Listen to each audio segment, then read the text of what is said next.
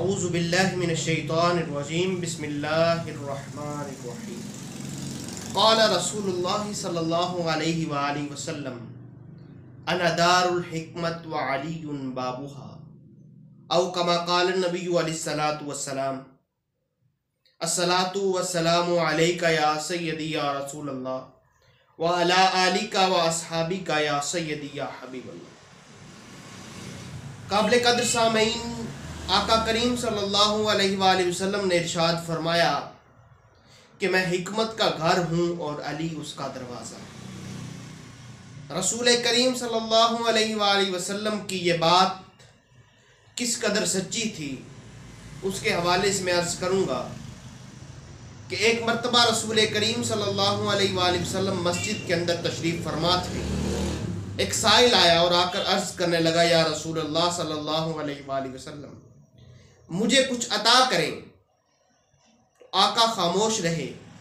اس نے دوسری مرتبہ کہا کہ مجھے کچھ عطا کیا جائے۔ آقا خاموش رہے۔ اب جب تیسری مرتبہ اس نے کہا کہ مجھے کچھ عطا کریں تو آقا نے فرمایا این علی، علی کدھر ہے؟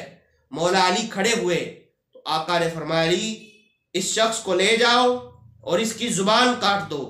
اب صحابہ بڑے پریشان ہوئے کہ رحمت للعالمین آقا جو جانوروں پر بھی شفقت کرتے ہیں، آج ایک شخص کی زبان کاٹنے کا حکم کیسے ارشاد فرمایا؟